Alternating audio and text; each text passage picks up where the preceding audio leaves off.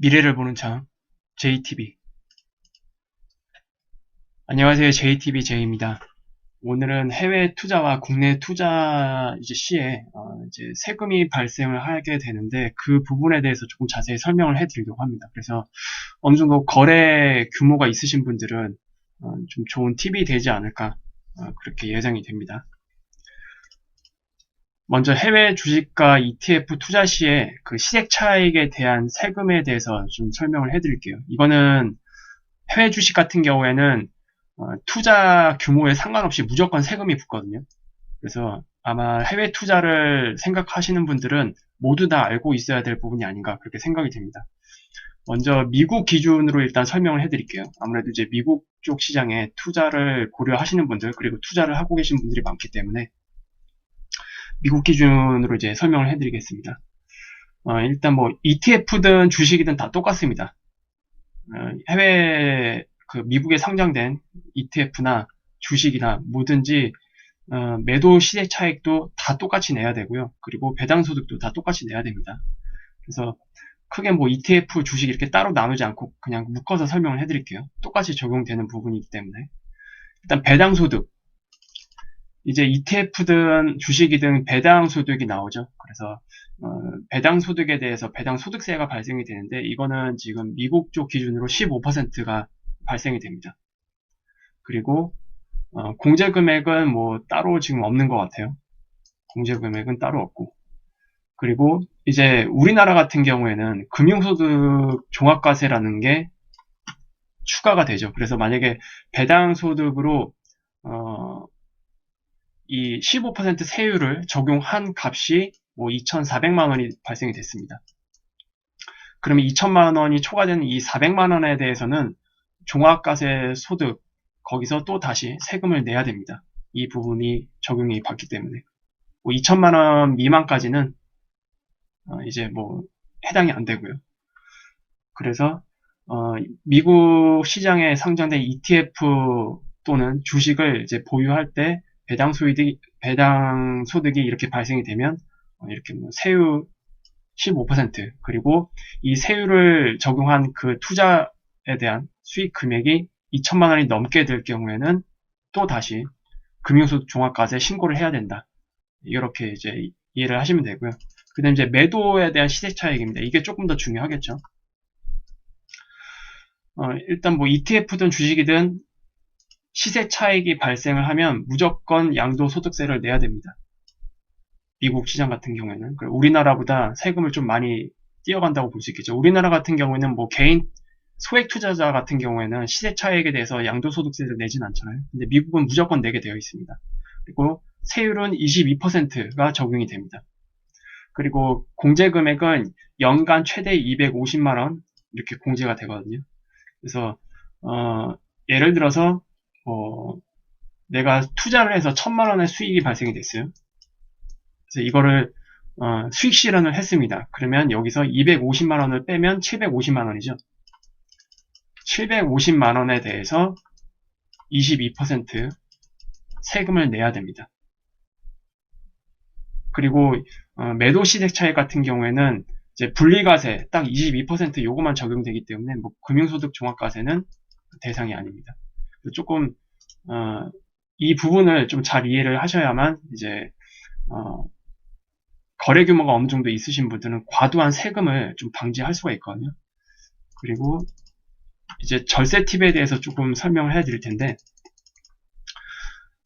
해외 주식이나 ETF 양도소득세 배당소득은 이제 무조건 내야 되니까 그건 뭐 어떻게 절세를 피할 방법은 없고요. 이거는 근데 매도 시세 차익에 대한 부분 이 부분에 대해서는 절세를 할 수가 있습니다. 일단 미국 같은 경우에는 이제 미국에 상장된 주식이나 ETF 같은 경우에는 가족 간 증여를 활용을 하면 최대 6억 원 정도 이 정도 규모의 그 시액 차익에 대해서는 어느 정도 이제 세금을 공제를 받을 수가 있습니다. 일단 배우자 같은 경우에 공제 금액이 가장 큽니다. 여기에는 일단 사실혼은 제외, 사실혼으로는 안 되고 혼인신고가 되어 있는 이제 외국 법령에 의한 혼인 이 관계에서만 이제 배우자로 인정을 해줍니다. 그래서 최대 6억 원까지. 근데 이게 기간이 10년 합산이에요. 10년 합산. 10년 합산이라는 건 좀 잘 기억을 해 두셔야 될 것 같고. 그리고 직계존속 같은 경우에는 5천만 원까지 공제가 됩니다. 그리고 미성년자 같은 경우는 2천만 원. 그리고 직계비속. 직계비속은 이제 아들이랑 딸, 내 자식들이죠. 내 자식들한테 증여해서 매도를 하게 될 경우. 일단 5천만 원까지 이체를 해주면, 주식을 이체를 해주면 5천만 원까지는 일단 공제가 된다. 이렇게 이해를 하시면 되고요. 요거는 일단 뭐 기타 사항으로만 그냥 알고 계시면 될 것 같습니다. 뭐 1,000만 원 정도 증여해봐야 뭐 크게 효과는 없잖아요. 그래서 이 부분을 잘 활용을 해 주셔야 됩니다. 이 부분. 좀 더 쉽게 예를 들어 드릴게요. 여러분들이 어쨌든 이제 투자를 잘 계획하실 분들은 이제 4차 양적 완화 시점이잖아요. 근데 보통 4차 양적 완화가 진행이 되면 좋은 주식을 이제 매입을 해서 장기 보유를 하게 되면 뭐 5배, 6배 올라가는 거는 뭐 그렇게 1도 아닐 겁니다. 뭐 국내 주식에서도 보통 그런 구간에 진입해서 좋은 기회를 맞이하게 되면 10배 이상 상승하는 종목이 굉장히 많아요. 그래서 매도 시세 차익이 향후에 커질 수밖에 없거든요. 예를 들어서 원금 1억으로 투자를 했습니다. 원금 1억으로 투자를 했는데 나중에 내가 슬슬 매도하려고 봤더니 500%가 상승을 했어요. 그래서 현재 평가 금액 기준으로 6억이 됐습니다. 그러면 매도를 하게 되면 시세 차익이 5억이 발생을 하죠. 근데 증여하지 않고 그냥 바로 매도를 했다. 그러면은 일단 250만 원은 공제가 되니까 1년에 최대. 그래서 5억에서 250만 원을 뺀 나머지 금액에 대해서 22%의 세율이 붙습니다. 그러면 무려 1억 945만 원을 세금으로 내야 돼요. 5억 중에. 5억 중에 1억을 그냥 세금으로 내야 됩니다. 근데 앞에 말씀드린 이 배우자 증여, 주식을 이제 물량 자체를 이체를 할 수가 있거든요. 주식 계좌에서. 그래서 만약에 배우자 그 계좌로, 배우자의 주식 계좌로 6억 원어치를 넘겼어요. 6억 원어치를 이제 10년 합산했을 때 최대 이제 공제 받을 수 있는 그 금액 기준인데, 지금 평가 금액이 6억 원이잖아요. 그럼 6억까지는 이체를 해도 다 세금을 내지 않습니다. 그럼 와이프한테 넘깁니다. 6억 원어치의 그 주식을. 그래서 바로 매도를 시켜요. 그러면 와이프 같은 경우에는 이제 이 시세 차익에 대한 부분, 예를 들어서 이때 1,000원에 매수를 했는데 주가가 6,000원이 됐어요. 근데 와이프한테 증여할 때는 6,000원으로 넘기는 거기 때문에 와이프 입장에서는 6,000원이 매수 단가입니다. 6,000원에 매수를 해서 6,000원에 그냥 매도하는 거예요. 본전 매도. 그러니까 시세 차익이 거의 발생이 안 되겠죠. 하지만 결과적으로 증여를 이용해서 시세 차익 5억 원은 챙길 수가 있는 겁니다. 양도소득세가 발생이 안 되잖아요. 6,000원에 매수해서 6,000원에 매도를 했기 때문에. 그리고 앞서서 6억 원에 대해서는 공제를 받았고, 증여세 부분에 대해서. 그래서 이 시세 차익 5억을 그대로 가져갈 수 있습니다. 그러면 와이프한테 이제 부탁해서 다시 이 5억 원을 받으면 되겠죠. 이런 식으로 그 양도세 부분을 좀 피할 수가 있습니다. 근데 잘 활용을 해야 되는 부분이 바로 요거예요, 요거. 바로 이 10년 합산이라는 거, 이 공제 한도가. 이거는 좀 잘 기억을 해 두셔야 됩니다. 그리고 나는 주식이 더 많다. 나중에 이제 잘 투자를 했는데 평가 금액이 막 10억 원이 넘어갔어요. 그러면 와이프한테 6억 원어치 증여를 해주고, 그리고 뭐 아버지, 어머니한테 뭐 5천만 원어치, 그리고 아들, 딸한테 5천만 원어치. 이렇게 하면은 이제 또 7억 원 정도까지 공제를 받아서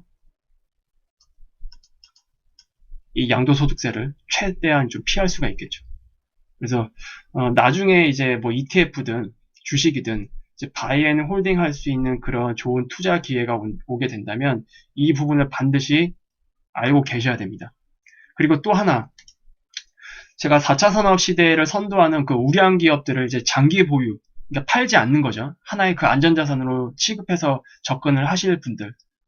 즉, 매도를 해서 시세 차익을 발생시키지 않고 배당만 먹기 위해서 그냥 장기 보유로 가져가실 분들은 이런 거 염려하지 않으셔도 됩니다. 어차피 매도할 거 아니니까 양도소득세는 걱정할 필요가 없겠죠. 그분들은 뭐 이런 거 신경 안 쓰셔도 될 것 같고요. 근데 장기로 보유해야 될 그 주식과 그 다음에 향후 시세 차익을 노리기 위해서 매수하는 종목들도 있을 거 아니에요. 그런 분들은 이제 이런 부분들을 잘 활용을 하시면 될 것 같습니다. 그 다음에 이제 국내 주식과 ETF 투자에 대한 그 시세 차익 세금을 알아봐야 되는데 이 부분은 조금 다릅니다. 해외랑. 일단 배당 소득 같은 경우는 비슷해요. 배당 소득 같은 경우에는 뭐 국내 주식이든 ETF든 배당 소득에 한해서는 15.4%가 적용이 됩니다. 그리고 이것을 제외한 금액이 2천만 원이 넘은 경우에는 금융소득 종합과세 여기에 포함이 됩니다. 그래서 미국이랑 거의 비슷해요. 이제 문제는 이제 주식에 대한 부분입니다. 주식과 ETF에 대한 매도 시세 차익. 이 시세 차익이 이제 문제인데 일단 주식 같은 경우에는 조금 가장 마지막에 설명을 해드릴게요. 이 부분은 조금 복잡합니다. 그리고 이거는 좀 잘 알고 계셔야 돼요. 그리고 국내 ETF부터 설명을 해드리겠습니다. 국내 ETF 같은 경우에는 이제 시세 차익이 발생을 하게 되면 보유기간 과세라는 게 적용이 됩니다. 근데 세율이 ETF마다 다 달라요. 요거는 이제 키움증권 기준으로 0266번 창으로 확인을 하실 수가 있거든요.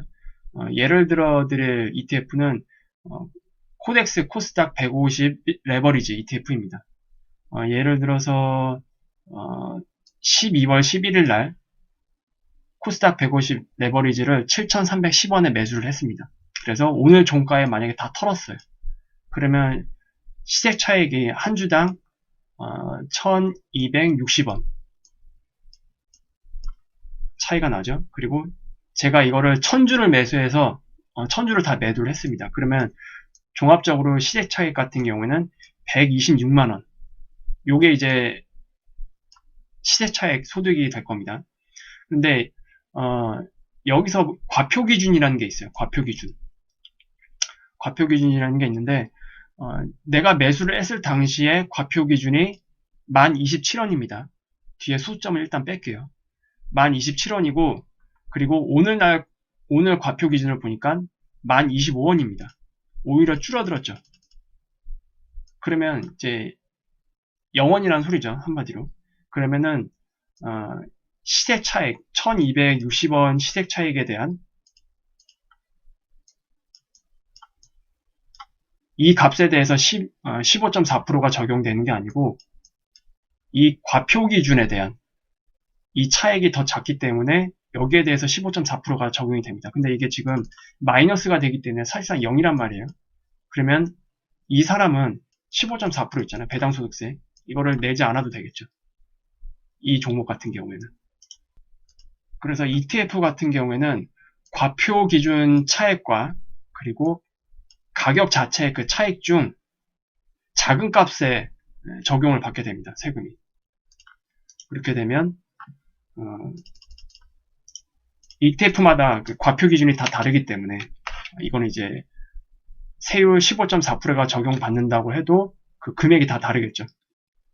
어떤 ETF는 똑같이 1,000만원의 수익이 나더라도 이 1,000만원에 대한 15.4%를 내야 되는 경우도 있고요. 그리고 과표 기준이 만약에 더 작다. 그러면 이것보다 더 작은 과표 기준 그 차액 기준으로 15.4%가 적용이 됩니다. 하지만 밑에도 말씀드렸다시피 ETF 같은 경우에는 과표 기준이든 아니면 뭐 가격 기준이든 어쨌든 15.4% 이 배당 세율이 적용된 이후에 그 차익이 2천만 원을 초과하게 되면 이것에 대해서도 또 다시 금융소득 종합과세 대상이 된다라는 거. 그래서 ETF를 매매하시는 분들은 이 세금에 대한 문제를 좀 잘 활용을 하셔야 됩니다. 근데 이제 주식에 대해서는 뭐 이런 게 적용이 안 되죠. 주식에 대한 매도 시세 차익에 대해서는 별도의 뭐 ETF처럼 이런 세율이 적용이 되지 않고, 그리고 금융소득 종합과세도 역시 해당이 안 됩니다. 근데 문제는 어떤 게 해당이 되냐? 이 대주주 요건에 해당되는 사람만 세금을 내거든요. 그래서 일반 뭐 소액 개인 투자자들 같은 경우에는 주식에 대해서는 뭐 이런 시세 차익에 대한 ETF처럼 이런 세율도 적용이 되지 않고, 금융소득 종합과세도 적용이 되지 않습니다. 그래서 주식에 유리한 면이 상당히 많고요. 문제는 이제 여기서 말씀드린 대주주 요건에 해당되는 사람들인데, 대주주 요건은 지금 기준으로 단일 종목의 2%의 지분을 가지거나 아니면 15억 이상을 이제 가지고 있는 사람이 이제 대주주에 해당이 됩니다. 이게 왜 중요하냐면 2021년 4월 이때부터 이 요건이 3억으로 확 낮아져요. 그래서 웬만큼 자금이 있으신 분들은 다 대주주 요건에 다 들어갈 겁니다. 세금 다 두드려 맞겠죠. 그래서 이것을 이제 해결을 해야 되는데, 그 부분에 대해서 좀 설명을 해드리려고 가장 마지막에 설명을 해드리는 겁니다. 일단 이 세율, 양도소득세에 대한 그 세율, 시세 차익이죠. 이 부분을 보면은 중소형주, 거의 코스닥일 겁니다. 중소형주 같은 경우에는 20%로 세율이 고정이 되어 있어요. 근데 대형주 같은 경우에는 기간으로 좀 나뉘는데 1년 미만 보유한 상태에서 매도 시세 차익이 발생을 한다. 그러면 30%를 내야 됩니다. 미국보다 더 세죠. 그런데 1년 이상 보유했을 때 매도 시세 차익에 대해서는 크게 두 가지로 나뉘는데, 하나는 매도 시세 차익이 3억 이하일 때, 그때는 20%를 적용을 받고요. 3억을 초과할 때는 25%를 적용을 받습니다. 그리고 미국과 마찬가지로 연간 최대 250만원 공제를 받을 수 있는데, 뭐 250만원 걱정할 게 아니죠. 지금 대주주 같은 경우에는 큰 손 매매라서. 그래서 이 사람들은 지금 다른 걸 준비를 해야 됩니다. CFD라는 거를 이제 준비를 해야 되는데, CFD라는 거는 이제 여기서 자세히 설명을 해드리겠지만, 차액거래 파생상품입니다. 그러니까 단순히 파생상품이라고 해서 위험하고 나쁜 게 아니고요. 기초자산, 그러니까 주식도 포함되고요. 주가지수도 포함이 되고요. 뭐 이게 뭐 ETF도 다 포함이 되겠죠. 그리고 채권도 다 포함이 됩니다. 이런 것들을 이제 매매를 할 때 가격 변동을 위한 그 차익 목적으로 투자하면서 실제로 투자 상품을 보유하지 않고 매매하여 차익을 정산하는 거래. 그래서 이거는 보유하는 그 사람이 내 자신이 아닙니다. 증권사를 통해서 매매를 하는 거기 때문에 소유주는 증권사가 됩니다. 주식에 대한 그 소유가. 그래서 이것을 활용을 하면은 양도소득세에 대한 부분을 피할 수가 있다. 제가 이걸 간략하게 설명을 해드리기 위해서 잠깐 표를 보여드릴게요. 요게 이제 표인데, 이제 세법이 조금 바뀝니다. 잘 들으셔야 돼요, 이거는. 일단 2020년 4월 1일. 이 기준에서는 대주주 요건이 지분율 코스피 같은 경우에는 1%, 이건 똑같고요. 근데 단일 종목 기준으로 시가총액 10억 원 이상을 들고 있으면 대주주의 요건에 포함이 됩니다. 뭐 코스닥도 마찬가지예요. 근데 이게 여기까지는 뭐 크게 문제가 안 될 수 있지만 이게 문제가 되죠. 이게 뒤에 나와 있는 이거. 저도 이것 때문에 지금 고민이 굉장히 많거든요. 2021년 4월 1일 이후부터는 내가 A라는 종목에 3억 원어치, 시가총액 기준으로 3억 원어치를 가지고 있으면은 대주주 요건에 해당이 됩니다. 그럼 만약에 시차액이 발생을 하게 되면 양도소득세까지 다 내야 돼요. 그게 큰 문제입니다. 제가 앞서도 말씀드렸지만 4차 산업 관련 그 종목들을 이제 투자를 할 때 4차 양적 완화 시기에 바이앤홀딩 할 수 있는 좋은 이제 투자 기회에 투자를 하게 될 경우, 코스닥 같은 경우에는 뭐 10배, 20배 상승하는 종목 많이 나옵니다. 물론 뭐 한 2년 만에 이렇게 될 수도 있고 3년 만에 이렇게 될 수도 있고, 보통 이런 식의 그 상승하는 종목들도 많이 나오게 되는데, 예를 들어서 제가 한 종목을 3천만 원을 매수를 했어요. 근데 한 종목에 3천만 원 투자하는 사람들은 굉장히 많죠, 주위에. 근데 이게 만약에 15배가 상승을 했습니다. 그러면 시가총액 기준으로 4억 5천만 원이 되겠죠. 그러면 대주주 요건이 포함이 됩니다. 그럼 이 시세 차익에 대해서 이제 중소형주 기준이기 때문에 20%를 또 내야 됩니다. 그러면 이 시세 차익 4억 5천만 원이 됐으면 시세 차익이 무려 4억 2천만 원입니다. 4억 2천만 원 중에서 20%를 세금으로 내야 돼요. 양도소득세를. 그래서 이런 문제가 아마 웬만한 사람들은 다 겪을 겁니다. 이제 향후. 이 대주주 요건 자체가 3억으로 확 떨어지기 때문에. 그래서 이것 때문에 이 CFD 차익거래 활용, 이것을 이제 활용을 해야 되는데, 이것을 활용하기 위해서는 개인 전문 투자자 자격을 획득을 해야 됩니다. 이게 지금 증권사마다 지금 계속 확대 시행하고 있는데, 키움에서는 얼마 전에 이게 지금 공지가 떴었어요. 그 내용을 그대로 스크린샷을 해 온 건데, 기존의 전문 투자자 그 요건을 이제 충족을 시키려면 금융투자 상품 계좌를 1년 이상 유지를 하고 잔고가 5억 원 이상이 되어야 됩니다. 그리고 연소득이 1억 이상 또는 총 자산이 10억 원 이상이 되어야 됩니다. 그래서 위에 1번 항목 있잖아요. 1번 항목과 2번 항목이 충족이 되든지 아니면 1번 항목과 3번 항목이 충족이 되든지 그렇게 하면 이제 전문 투자자로 인정을 받고 CFD를 활용을 할 수가 있거든요. 근데 이게 조건이 완화가 되었어요. 이번에 2021년 4월 달부터 만약에 저게 그대로 적용이 된다면 우리나라 주식시장의 세금 문제로 굉장히 수급 상황으로 볼 때 굉장히 안 좋은 역할을 할 거거든요. 그래서 좀 이 전문 투자자 요건을 같이 완화를 시키면서 그 부분을 조금 해소하려고 하는 움직임이 보입니다. 이번에 완화된 내용을 보면은 일단 최근 5년 중 1년 이상 투자 계좌를 유지를 하고 그리고 금융위가 고시하는 금융투자 상품 잔고를 5천만 원 이상 보유 경험이 있을 것. 근데 이 정도는 아마 많을 거라고 저는 생각을 합니다. 그리고 연소득 1억 원 이상 그리고 이번에 완화된 조건에 부부 합산 시 1억 5천 이렇게 좀 완화가 됐습니다. 그리고 순 자산은 5억 원 이상 이렇게만 되면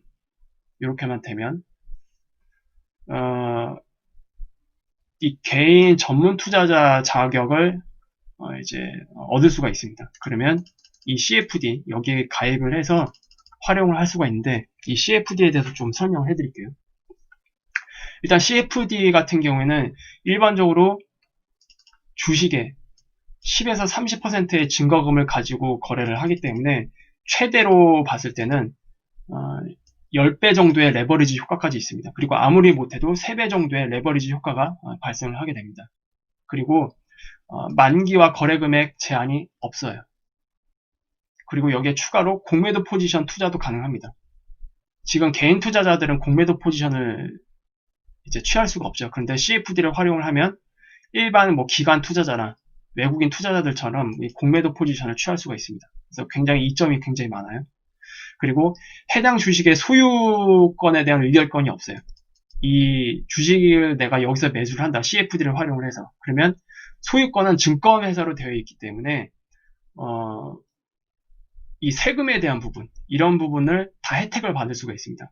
그러면서 배당이나 증자, 이런 효과는 또 그대로 누릴 수가 있어요. 그래서 굉장히 좋습니다. 그래서 예를 들어서 CFD를 활용을 해서 2020년 4월 이후에 4월 이후에는 이 대주주 요건이 10억으로 낮아진다고 말씀드렸죠. 2021년 4월부터는 3억으로 낮아지고요. 그러면 2020년 4월에 만약에 내가 A라는 종목에 10억 원을 투자를 했습니다. 그래서 이게 40%가 상승을 해서 4억 원의 차익을 보고 매도를 했다면 이 매도했을 때 그 당시는 이제 시가총액이 14억이 되었겠죠. 그러면 대주주 요건에 포함이 되기 때문에 이 시세차익 4억에 대해서 양도소득세를 내야 됩니다. 근데 CFD를 활용을 하면 여기 보면 레버리지 효과가 있기 때문에 증거금 20%로 그 레버리지 효과를 이용해서 2억 원 투자를 했다. 그러면 이 레버리지 효과 때문에 실제로 10억 원어치의 주식을 매수를 할 수가 있거든요.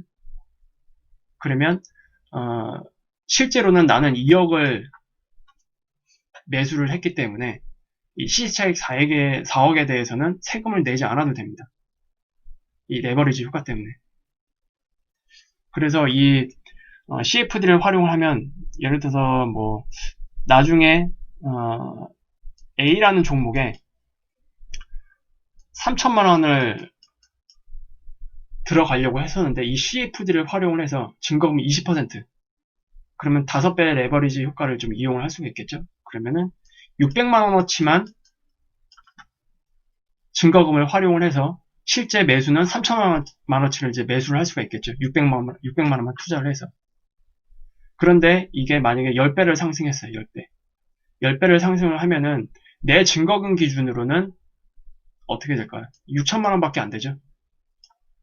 그래서 4월 1일 이후에 이게 10배를 상승을 하면 원래 일반 계좌에서는 3천만 원어치의 10배, 3억이기 때문에 대주주 요건에 포함이 되거든요. 그런데 CFD를 활용을 하게 되면 6천만 원 정도밖에 안 되기 때문에 대주주 요건에 포함이 안 됩니다. 그래서 시세 차익을 그대로 누릴 수 있다는 거. 그래서 CFD에 대해서도 반드시 알아두셔야 됩니다. 아마 2021년 4월부터 이게 적용이 되기 때문에 2020년, 그러니까 내년이죠, 내년. 내년에 어느 정도 준비를 해 두셔야 될 거예요. 특히 연말에. 그래서 이 부분을 좀 잘 알고 계시길 바랍니다. 아마 내년 되면은 이 CFD 활용을 하려고 하는 그 개인 투자자들이 굉장히 많아지지 않을까. 그렇게 예상이 되네요. 그래서 오늘은 이제 해외 투자나 국내 투자 했을 때 이 세금이 발생하는 부분, 어느 부분에서 세금이 발생을 하고 얼만큼 발생하는지, 그리고 이 세금을 줄이기 위해서는 어떤 것을 이제 활용을 할 수 있는지 그 부분을 이제 설명을 해드렸습니다. 이제 바로 이제 시장 분석을 진행을 하도록 할게요. 이거는 이제 다 끝났으니까 내려두고요. 제가 이제 기존에 한번 말씀을 드렸을 거예요. 한번 우리나라 시장이 올라가게 되면은 여기 전고점 그리고 이 부분에서 한번 스탑이 될 거다. 여기서 이제 스탑이 될 가능성이 높다라고 말씀을 드렸고, 그리고 그 이후에도 여기에서 지금 발생된 이 저항 라인이 있는데 이 저항을 갭으로 올라탈 수 있는 가능성도 있으니까 일단 잘 대응을 해야 된다. 이 위치까지 일단 오늘 올라왔어요. 이번 이제 분봉상에서 볼게요.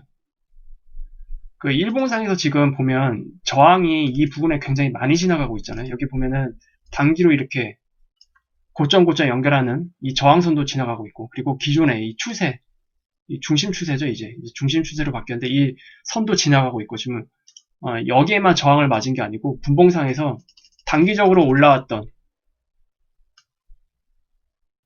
이 저항까지 맞아버렸습니다.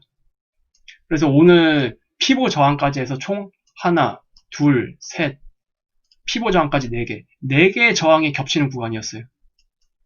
어마무시하죠. 4개의 저항이 겹치는 구간은 그렇게 흔치는 않습니다. 어쨌든 여기서 스탑이 한번 걸렸습니다.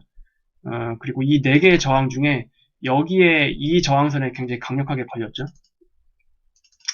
그래서 여기서 이제 조정이 일단 발생이 됐는데, 일단 파동 구조로 보면은 제가 이전에 설명을 해드릴 때 이 구간이 어느 구간인지 모르겠지만 4파에 해당되는 파동으로 판단이 된다라고 말씀을 드렸습니다. 저번 주에. 여기서 335 플랫으로 이게 발생이 됐어요. 여기서 조정이 이런 식으로 335 플랫으로 조정이 마무리가 되고 이제 올라왔습니다. 그래서 여기서 시작된 파동은 여기가 1파, 그리고 3파, 4파, 지금 5파. 그래서 고점을 한 번 더 올릴 수는 있습니다. 올릴 수 있고 여기서 완성됐을 수도 있고, 이거는 월요일날 봐야 될 것 같고, 제가 말씀드리고 싶은 건 뭐냐면 이제 조심을 해야 될 때입니다. 종목을 가지고 계신 분들 특히 이제는 특히 다음 주가 이제 1월 달이죠. 1월 장세에서는 조금 신경을 써서 트레이딩을 좀 하셔야 됩니다.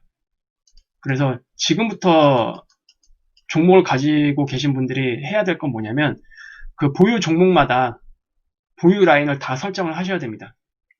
제가 말씀을 드렸습니다. 보유 라인을 왜 설정을 해야 되느냐.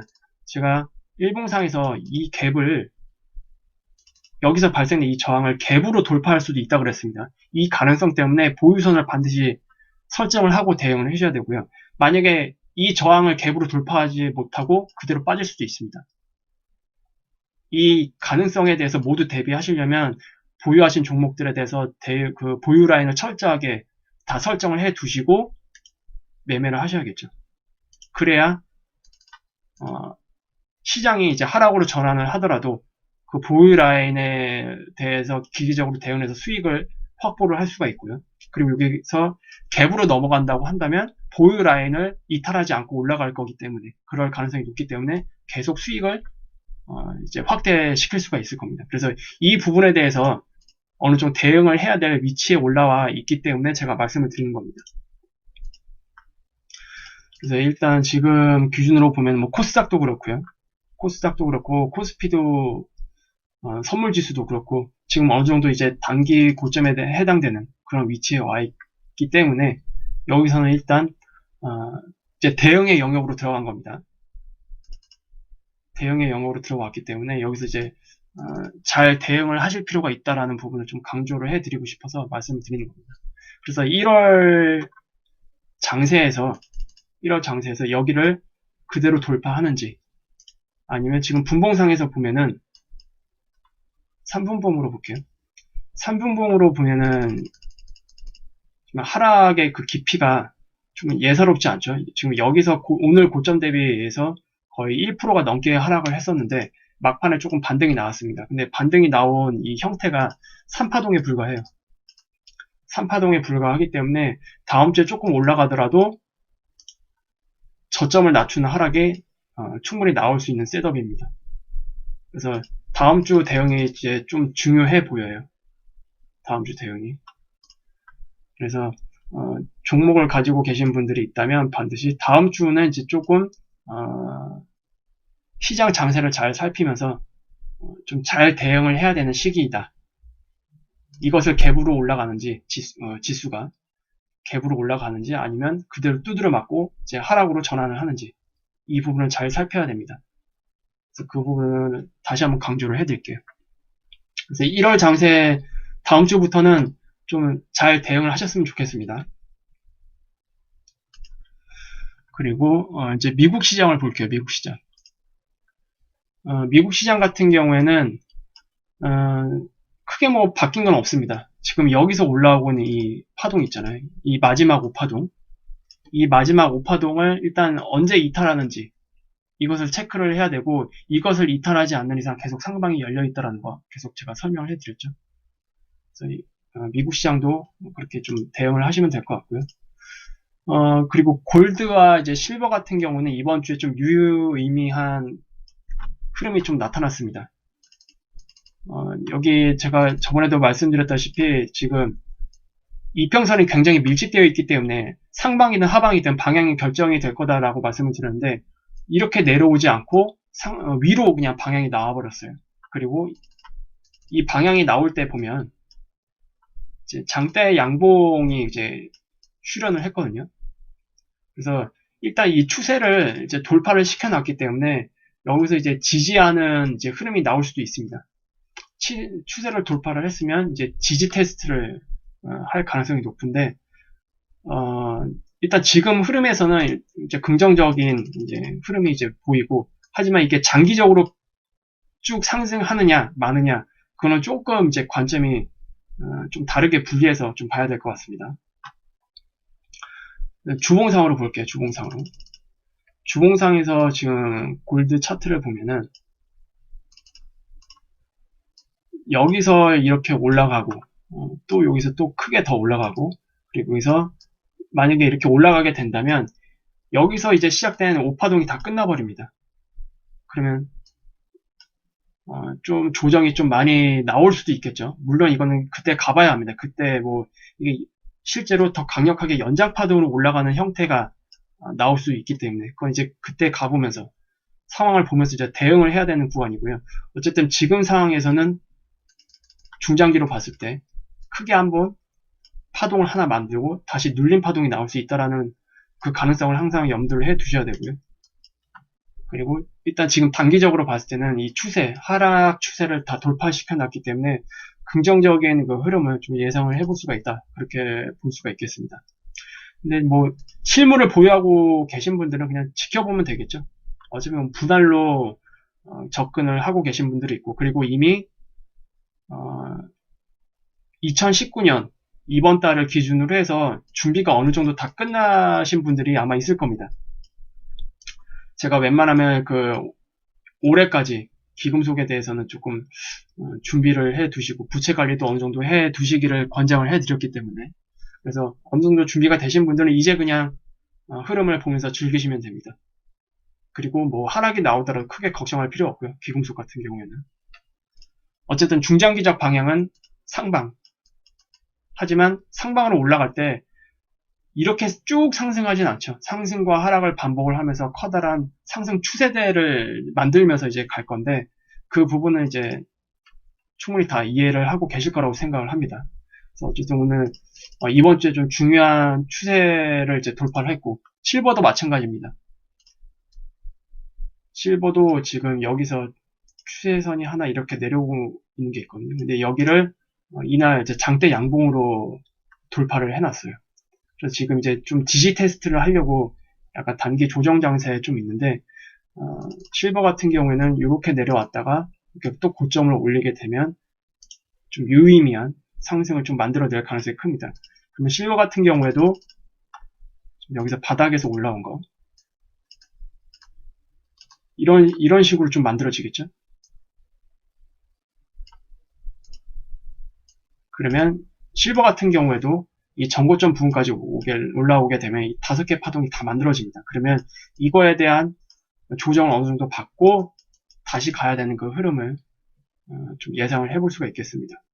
그래서 뭐 실버 같은 경우에도 실물을 가지고 계신 분들은 그냥 계속 즐기시면서 상황만 그냥 이렇게 흘러가고 있구나 이렇게 보시면 될 것 같습니다. 근데 ETF 같은 종이 자산에 투자하신 분들은 트레이딩을 잘 하셔야 됩니다.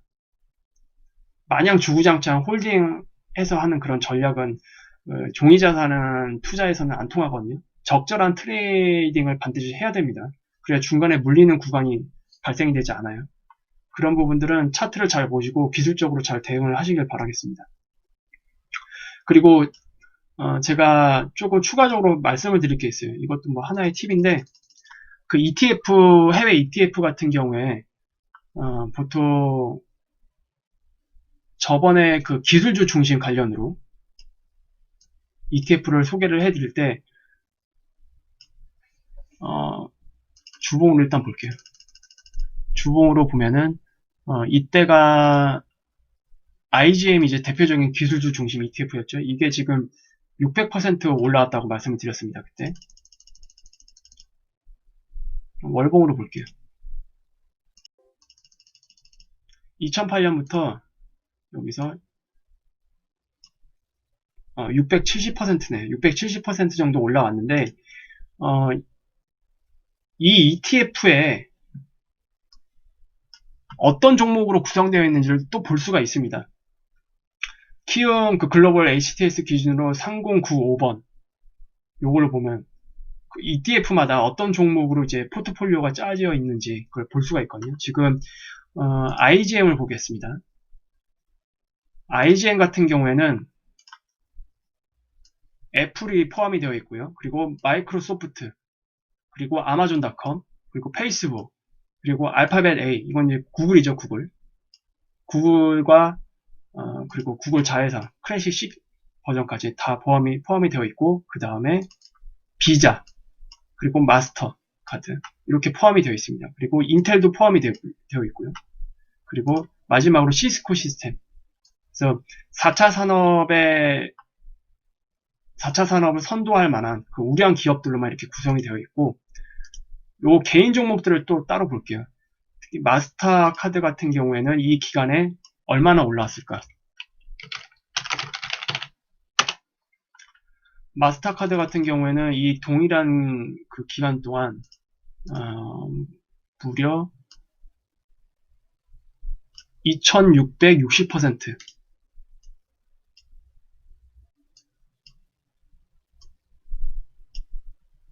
보이시죠? 밑에 2660%. 그러니까 25배 정도, 25배가 올랐다는 겁니다. 이 기간 동안에. ETF보다 상승률이 훨씬 더 크죠. 그래서 종목을 제대로 발굴을 해서 보유하시는 분들이 ETF 분들보다 훨씬 더 유리합니다. 그래서 대신 종목을 공략을 하시는 분들은 제가 공부가 더 많이 필요하다라고 제가 말씀드렸죠. 그래서 그 부분은 조금 고려를 해 주시고 보시면 될 것 같고요. 그리고 여기 포함된 다른 종목을 한번 볼게요. 일단 아마존닷컴을 한번 보겠습니다. 아마존닷컴. 아마존닷컴 같은 경우에는 2008년부터 동일한 그 위치에서 이것도 2640% 마스터카드랑 비슷하게 올라왔죠. 그래서 조금 투자에 대한 좀 요령이 없거나 어떤 종목을 공략해야 될지 모르는 분들, 그런 분들은 ETF를 공략하는 게 맞고요. 아니다. 나는 종목을 공략을 해서 보유를 할 거다. 그러면 이제 그 ETF마다 이제 볼 수가 있습니다. 예를 들어서 XLK 같은 경우에는 구성되어 있는 종목이 마이크로소프트, 애플, 비자, 마스터카드, 인텔, 시스코, 그 다음에 어도비, 그리고 엔비디아, 뭐 이런 종목들이 구성이 되어 있는데 그 ETF 기술주 중심의 그 ETF 종류가 몇 가지 된다고 이미 소개를 해드렸고 그 ETF들마다 어떤 종목으로 구성되어 있는지를 한번 체크를 해보세요. 체크를 해보시고 이제 공통적으로 포트폴리오에 들어가 있는 종목들은 직접 투자를 좀 고려를 해보는 게 좋겠죠. 아무래도. 그리고 장기 보유로 배당을 받고 그리고 안전자산격으로 매입을 하기 원하시는 분들은 ETF보다는 아마 종목 자체를, 지분 자체를 보유하시는 게 더 좋을 겁니다. 그래서 이런 ETF를 좀 잘 살펴보시고 ETF에 어떤 종목들로 지금 포트폴리오가 짜져 있는지 그런 것들을 이제 힌트를 얻으셔서 종목을 이제 접근을 하셔도 됩니다. 이런 팁을 이제 활용을 하시면 될 것 같아요. 그래서 오늘 영상은 제가 이 정도에서 마무리 짓도록 하겠습니다. 원달러 같은 경우에는 제가 저번에 말씀드린 그 흐름에서 뭐 크게 변동된 상황이 없기 때문에 지난 금요일 226번-1 그 내용을 참고를 해서 확인을 하시면 될 것 같습니다. 그래서 오늘 영상 이렇게 마무리 짓도록 할게요. 이제 다음 주 월요일 방송이 끝나면 이제 새해가 됩니다. 이제 올해 연말도 잘 마무리 하시고요. 2020년 새해에 더 나은 해를 맞이하기 위해서 여러분들이 계획하시는 모든 일 잘 되셨으면 좋겠고요. 그리고 2020년에 대한 구체적인 계획들도 잘 짜셔서 실천을 하시는 그런 계기가 되셨으면 좋겠습니다. 그러면 즐거운 주말 되시고 다음 주 월요일날 다시 찾아뵙도록 하겠습니다. 감사합니다.